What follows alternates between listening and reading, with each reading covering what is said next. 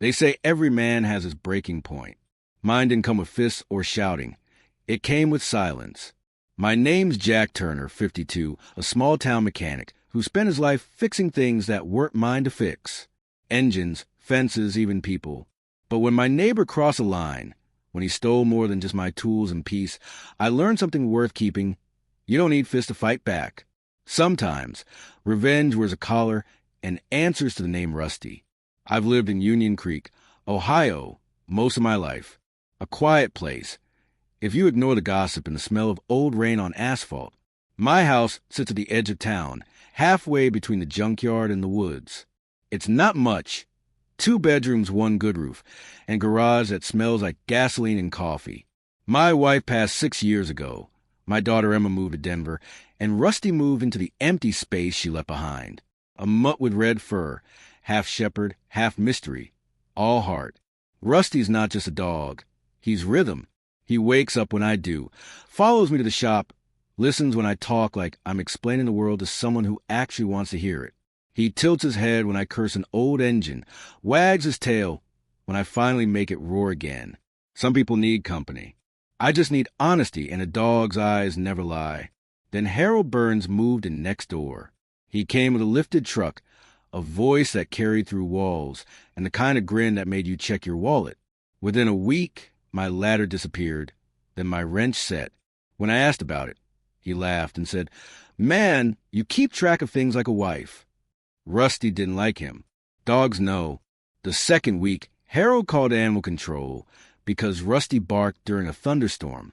They came, checked, found nothing. Rusty was asleep under the porch the whole time. When the officer left, Harold stood on his porch and said, "Guess you trained him to lie." Rusty growled, low and deep, like an old engine warning you to stop before something snaps. I told myself it wasn't worth it. Men like Harold build their houses on noise and think volume is power. I had work to do, bills to pay, peace to protect. Then one night, a letter landed in my mailbox, not addressed to me. It was a mortgage notice, thick envelope, bold red words. Final warning. Harold Burns, it read. Payment overdue. I stared at it for a long time. I could have walked over, handed it back, said nothing. But sometimes silence does the talking for you. I set it on the table, poured Rusty a bowl of water, and whispered, "Some debts collect themselves." A week later, Harold's dog, Max, went missing. A big German shepherd, mean to strangers but gentle with kids. Harold stormed over, red-faced, accusing me. "You're much scared him off. You think this is funny?" I didn't answer. I just grabbed my flashlight and whistled for Rusty. We searched the woods until the moon gave up. Around midnight, Rusty stopped, barked twice, then led me to the creek. Max was caught in barbed wire, bleeding, trembling, but alive. I cut the wire, carried him all the way back. My back screamed, but my conscience didn't. When I handed him to Harold, the man just said, "Could have been worse," and slammed the door. Rusty looked up at me like he couldn't believe it either. 2 nights later, my garage was broken into. Tools gone. Door splintered. On the floor, a muddy size 11 boot print. Same brand Harold wore. I called the sheriff. They said, "No proof, no case." But proof isn't always the point. Rusty stood by the open door, fur bristling, staring into the dark yard. "Let it go," I told him, but neither of us did. For weeks, I worked double shifts. The world shrank to engines, noise, and sleep. Then one evening, after closing, I stopped by the bank to pay a bill. The teller, a kind woman named Sharon, mentioned that someone from my street had been flagged for suspicious paperwork. Something about a false income report. My fingers tightened around the counter. I didn't say a word, but my silence had shape. That night, I wrote an anonymous letter to the bank, explaining everything I'd seen, heard, and suspected. I mailed it the next morning before sunrise. Rusty followed me to the mailbox, tail swishing like he knew the world was about to turn. Days passed. Then, one morning, a black sedan parked in Harold's driveway. 2 men in suits walked in, came out with folders and faces that said trouble. By evening, the sheriff's car joined them. Harold shouted, slammed doors, waved papers. Rusty and I sat on the porch, silent witnesses to justice written in fine print. By sundown, the truck was towed, the house quiet, the noise was gone.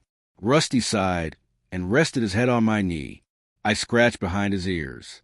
Sometimes the world fixes itself, huh, boy? But revenge isn't fireworks. It's quiet. It doesn't cheer. It exhales. Life didn't suddenly become golden. Bills still came, roofs still leaked, mornings still smelled like oil and coffee. But peace felt different. Thicker. Real. When Emma visited a month later, she noticed it too. "Dad," she said, "you look lighter." I smiled. Guess I finally stopped fixing things that weren't mine. She didn't ask for details. Maybe she saw enough in the way Rusty's tail thumped against the floor. The day Harold moved out, the neighborhood felt bigger. The wind carried less anger. The nights were honest again. One evening, I sat on the porch, watching Rusty chase fireflies in the yard. The moonlight hit his fur like copper. I thought about all the years I'd stayed quiet, patching other people's problems, swallowing my anger like it was part of dinner. That night, I finally let it go. Revenge didn't make me proud. It made me peaceful. It didn't roar, it settled, like oil after the engine stops. Now, when I drive to work and see the empty house next door, I don't think about Harold. I think about how silence saved me more than rage ever did. I still fix cars, still drink bad coffee, still talk to Rusty like he's got answers. Maybe he does. Every morning, he waits by the door, same as always. I clip on his leash, open the gate, and say, "Come on, partner, let's face what breaks today." And as we walk into cool air, I realize something simple. Peace isn't the absence of noise. It's knowing which noise to ignore.